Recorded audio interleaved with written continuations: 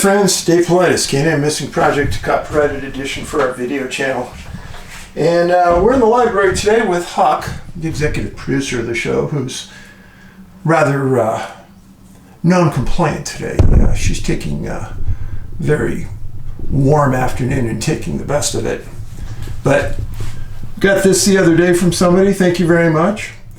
It's a, put a little can in there and think about Huck. Of course, it's Huck L. Berry, and my great dog. Yes, I love her very much. So, you are watching a missing persons segment. Thanks for being here. And I've got some fascinating cases for you today. So thank you. MontanaCon, I gotta say it, you gotta come. October 8th, Kalispell, Montana. You can click on, put your phone over this, or you can go to the link, freeze frame this if you need to take the picture. In MontanaCon, October 8th, Kalispell, Montana, the Red Lion Hotel. Got the best lineup of speakers you've ever seen. You need to be there. Just saying. And still tickets available. We can get hundreds in there. It's a big auditorium. And we are very excited for it. So I always talk to you about new things I find, and no different for today. I tried this new stuff. Again, I'm not paid for this at all, not compensated. It's called Hint. This one's watermelon. I tried the raspberry, it's good too. This has no sweeteners, no artificial flavors, no artificial coloring. The only thing that's in it says purified water and natural flavors. Hint. No calories either. Not carbonated. I started drinking it the other day. I like it. Pretty good. So, thanks for being here.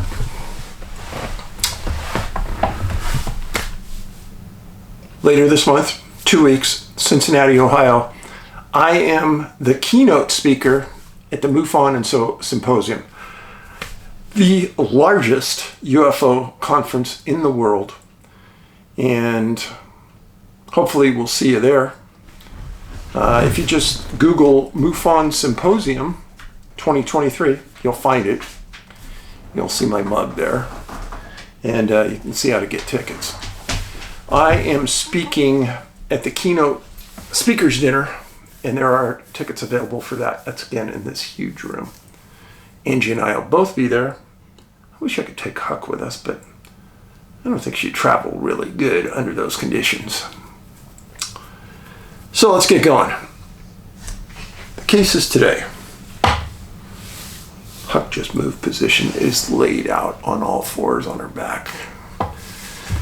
So, I first want to tell you about the case that I'm going to tell you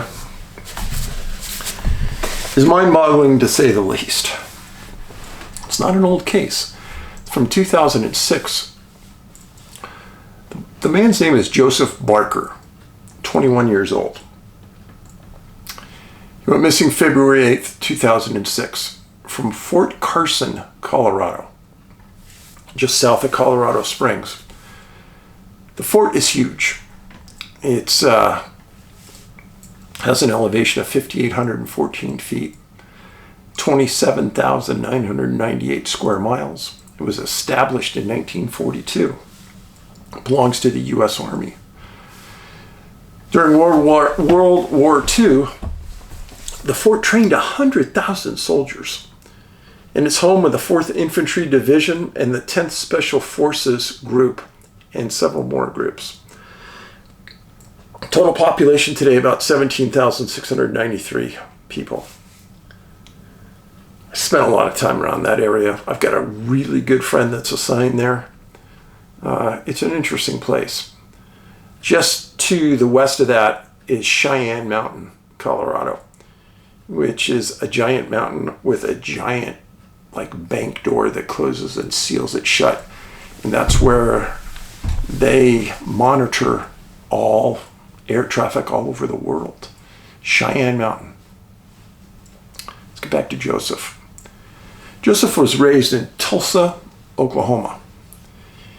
He enlisted in the Army after school and rose to the rank of specialist in the U.S. Army. In 2003, he went to the war in Iraq, and his family said he came back different. Not bad different, just different. And I thought about that, and I said, I don't imagine anybody really goes to war and doesn't come back different. You have to. And in his years in the military, he injured his back, and he was honorably discharged. Well, he continued to have close friends in the U.S. Army, and he came to Fort Carson regularly from his home in Oklahoma to visit his friends. And Joseph was married for a short period of time. Didn't say much about the marriage. But on February 7th, 2006, Joseph was visiting friends at Fort Carson.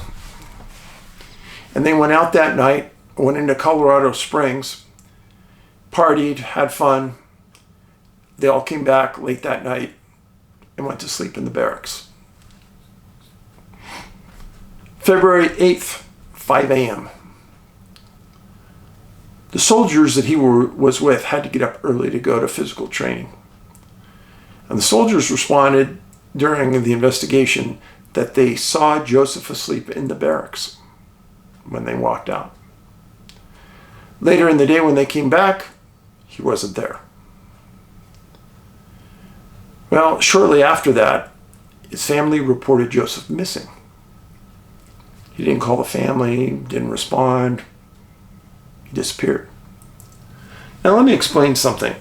Fort Carson is a secure facility. You got to get past armed Army officers at the gates to get in. Now, if you're with other people from the base, you can go on and visit. That's not a big deal. And in fact, under special circumstances, you can spend the night just like Joseph did. But it's secure. Everybody's photographed. Everybody's on camera when you come on that base. There's no secrets. Secure facility. Remember that. So, again, it was February 8th at 5 a.m. when Joseph was last seen. None of his friends thought anything unusual about it. Most of them thought that he was going to go back to Oklahoma to his wife and his family after a weekend having fun. But then his family started to call his friends and say, hey, have you heard or seen Joseph? No, haven't, no, don't know where he is. And nobody seemed to know where he was. Nobody had made contact with him. The base hadn't confirmed that he was on camera leaving the base. So they were perplexed. But he was reported as a missing person. And many days went by. And then on February 21st, maintenance men at Fort Carson get a notification that there's a blocked pipe at the sewage treatment plant on the base. They go out, they open the locked gate around the facility, and inside they start to go through and see what's plugging this huge pipe. It was a body. And it was Joseph Barker. Now, I'm not one to raise a big alarm, but I'm also one to be pretty rational about things. First of all, this is Fort Carson right here. This is Colorado Springs. This is Cheyenne Mountain right here. This is all a lot of military, tons of military presence right here. And then, see that right there? That's the Can-Am Highway. Yeah, like Can-Am Missing Project. Pretty weird, huh? Well, there's an entrance to Fort Carson right here. And right next to the base entrance, you have to be inside, is a sewage treatment plant. Here is a close-up of that. Here's Highway 16 that comes right into the base. The sewage treatment facility is right here. Here's a secure gate you have to go through. And son of a gun, right here is the camp, Fort Carson's police station, less than a mile from where his body was found. You would have to drive by that police station if you were going to get to that sewage treatment facility from where Joseph was sleeping. So they find the body. The maintenance facility calls the Army Criminal Investigation Division, CID. They respond. They call the FBI. They respond. They know something is really, really up here. They can't see and understand what's going on. The body was slightly decomposed. And the body was sent to the base coroner for an autopsy. The coroner stated that he didn't have the ability to determine what the cause of death was. He did confirm that it wasn't suicide, it wasn't a drug overdose, nor was it accidental, and it wasn't caused by a stabbing or a bullet. But they couldn't determine the cause of death. But it wasn't those things I just said, per the Army coroner. Now imagine if you're Joe's family. You're on a secure facility. And something like this happens? Now, if you're a follower of my work, and I hope you are, you're going to know that the circumstances I just told you are strange, but they're not so strange that they're hard to believe. February 5th, 2007, about a year after Joe disappeared, his mom did an interview with the Denver Post. She stated the Army wasn't communicating with her much. Little follow-up and very little investigation. But shortly after that, the Criminal Investigation Division posted a $10,000 reward for information about Joe's death.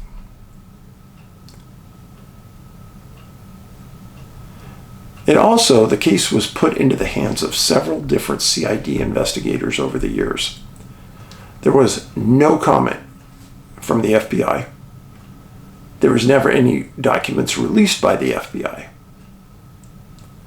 And there were several years with just nothing going on and nothing being said. If I was a mom, I'd be upset. I'd be really upset. In 2011, in September, the Criminal Investigation Division raised the reward to $15,000. This was the formal release. This is what Joe looks like, just so you know. Formal release by Army CID on Joe's case. Here's what it says. Quantico, Virginia. Special agents from the U.S. Army Criminal Investigations Command, commonly known as CID, are offering a $15,000 reward to anyone with information leading to the apprehension and conviction of the persons who may have been responsible in the death of Joseph Barker. Barker's remains were discovered floating in a basin of a water treatment facility in Fort Carson. Barker, a former soldier honorably discharged in May 2005, was last seen February 8th on Fort Carson. On February 14th, Barker was reported missing by his estranged wife. After being discharged from the Army, Barker remained friends with several soldiers. And it goes on to say that he went partying, etc. Now, there was some statement made by someone somewhere, it's very vague, that they saw Joe getting into a dark-colored car the morning that he disappeared with some other people. Well, let's be blunt. The only cars that are getting onto that base are owned by soldiers and people that work on the base. Fact. You and I, who are not soldiers and know nobody on that base, aren't getting on there. Just the way it is. But it was just a rumor, and there didn't seem to be any supporting facts around it that I could tell that was ever released. Just a lot of innuendo. case has never been classified as a murder that I've seen. In a stunning statement, in March 2013, the Army CID closed this case and rescinded the reward. Well, Dave, how could that be? There's only two things that you can say about this. Hey there, girl. What's up? How you doing? She's up walking around. He's a good girl. Only a couple things you can say about this. If it was a crime, and if Joe was murdered, then why would you ever close the case and rescind the reward? I don't get it. If you aren't sure, and you really have no idea, and you're just fishing for witnesses to understand what happened, maybe somebody got bored, just said, hey, let's get rid of this case and throw it away. They did say if there was any new leads that they would look at. Okay, great. Not very comforting for the family. And not very comforting to other military personnel on that base, knowing that a decorated soldier, honorably discharged, is just getting the case cast aside. I don't like it. Now, to me, let's think about this. Joe was found right here. This is the gate and the entrance to Fort Carson from the far east side. Here's the gate. Here's the body. Here's the police station. Here's where the barracks would be, up in here where he was staying. Whoever, if somebody did abduct him and kill him, they would have had to drive by the police station, get to this point, stand next to a locked fence, throw the body over the fence, jump over the fence, and then put the body into the facility. With the police station right here. And with the main avenue of the entire fort going right past the ponds. Do you see how ridiculous this sounds? How could anybody do this realistically? Exactly. It doesn't make any sense. But it does fit.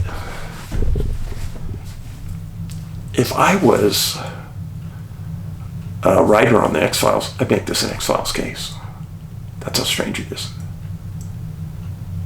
But Joseph Parker, thanks for your service to the United States Army and to us. We appreciate it.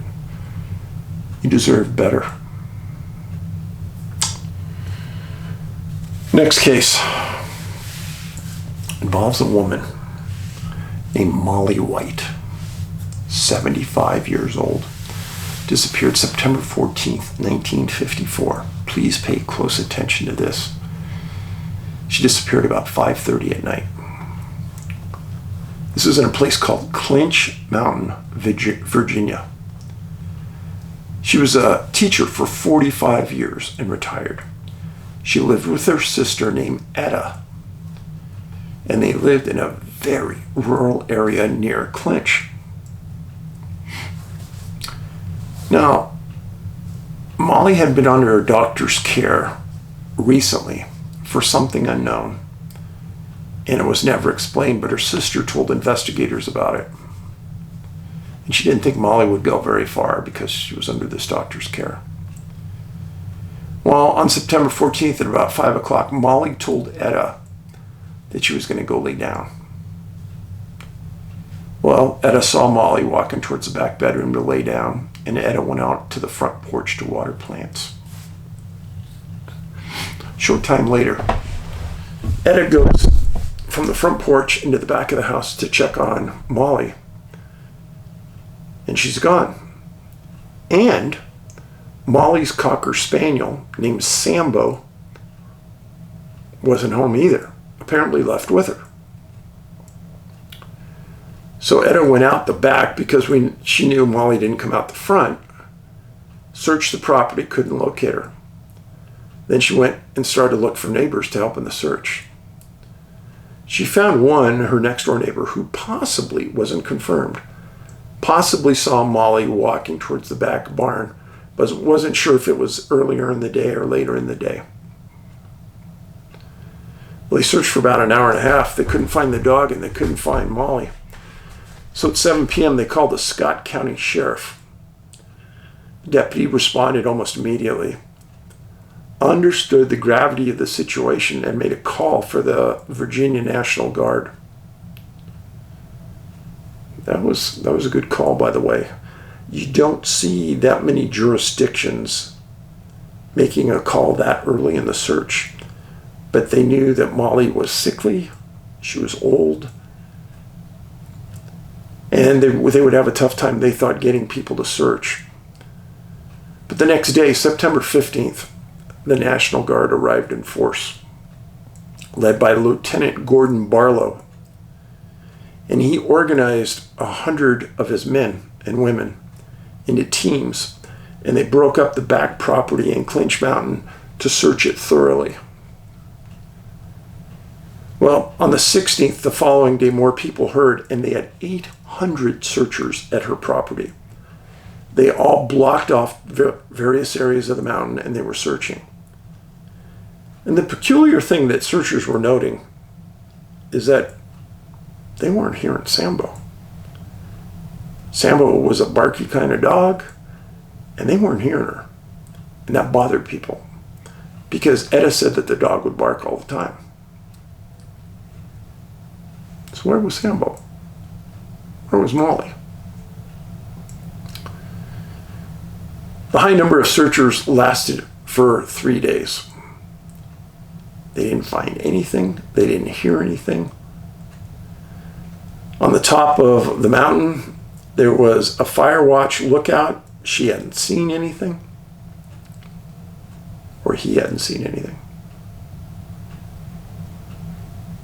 The sheriff was interviewed on September 20th, and he said that Molly White was the most hunted person in the annals of Southwest Virginia. That was his quote. He stated that every cave, crevice, hill, valley, mountaintop had been searched 5 and 6 times. On September 22nd, he's interviewed again. The sheriff stated, "We don't know how she could be alive unless she's in someone's home. We don't have a clue what happened, and nobody has seen or heard Sambo." Key points. So, that was September 22nd. That was 8 days after she disappeared. Nobody who is in really good shape can survive 3 or 4 days without water. That's number one. Number two, most people need food within 8 days or they're going to perish as well. So, what about a dog? How could a dog survive that long as well? So are they both deceased? Well, the sheriff said they didn't think that she could still be alive, and so they terminated the search. Reasonable assumption. 8 days, searching hard, 800 searchers a day, National Guard. Pretty good assumption she's deceased. So they give up the search. Within hours after the search is over, a man named Walter Tyler is squirrel hunting near the top of Clinch Mountain. And he's just a half mile from the White home. Remember that, half mile. And he's 500 feet from a state fire tower when he hears a dog barking. So Mr. Tyler walks over towards where he hears the barking dog. And what does he see? He sees Sambo. Sambo's sitting there right next to Molly's body. Mr. Tyler comes off the mountain, calls the sheriff, calls the coroner, and they respond. The coroner looks at the body and says that Molly had been dead less than 24 hours. How could that be? Right? So they take the body to autopsy. Coroner claimed the cause of death was exposure and the lack of food and water. There was also a notation that she was found without shoes. That's very interesting, isn't it? How do you walk all over that mountain without shoes? You don't. So Molly's cause of death was a lack of food and water and exposure. How did the dog survive? Come on, folks. Come on. You got to think critically.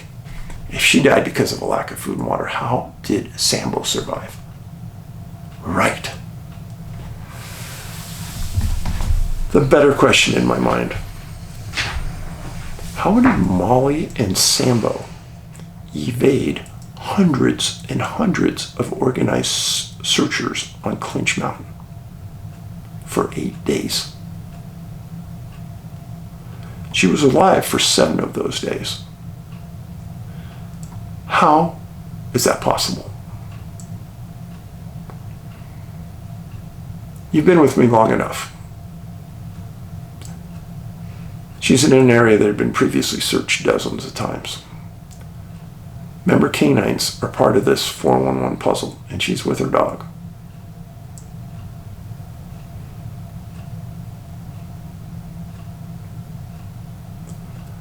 To me, there's really only one conclusion. Molly couldn't have been on that mountain for 7 days. Not in her condition. Remember, she was under doctor's care. She was weak and frail. So she survived 7 days on the side of a mountain and climbed that mountain? Are you kidding me? That makes no sense.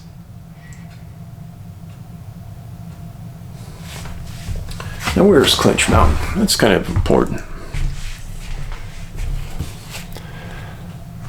So here's Knoxville, Tennessee, Pigeon Forge, Johnson City, Kingsport, Tennessee. Here's the border, Virginia, Tennessee, and there's Clinch Mountain. Not very far at all. This is a very, very, understand, very rural area, even today. When I looked at a map close up of Clinch Mountain, there's really nothing there right now. It's very undeveloped. The case bothered me a lot. It's one thing if Molly had been dead for 7 days. Okay, well, maybe she had a burst of energy and she wanted to climb mountains in bare feet. Realize how stupid that sounds for somebody who's sick, under doctor's care. But she had a dog. Dogs bark. That's how the squirrel hunter found her. It's said that the squirrel hunter thought that Sambo was guarding Molly. Now, if you're new to these missing 411 cases, you kind of think, well, Dave's he's exaggerating. He's just making a mountain out of a molehill. These things happen. Yeah, I get that. And it's hard sometimes to bring new people into the fold and to explain to them the parameters of what's happening here. Now, you guys know. The ones that have been around understand.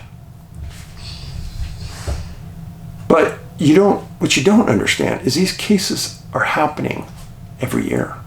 We just don't hear of them most of the time. And searchers go out, they find a body. Yeah, it's kind of strange, but you know what? A searcher, they're not a criminal investigator.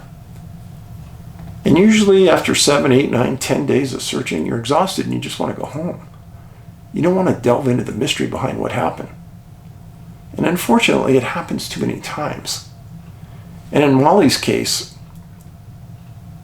I do not blame the searchers for not finding her 1%. Hundreds of military people and citizens and deputies searched for her, and she wasn't found. There's no way she was there. There's just no way. So I thank you for being here. I thank you for listening and understanding these stories. Please pass them on to your social media. Huck saying, Dave, Dad, you're done. I'm done. So in the meantime, you can get our DVDs to Missing 411, the UFO Connection, to our books and hats at our website, NA like North America, NABigfootsearch.com. NA like North America, Bigfootsearch.com. Thanks for being here. Smile when you're out in public. Make friends with people. God's willing, I'll be back. Paulides out.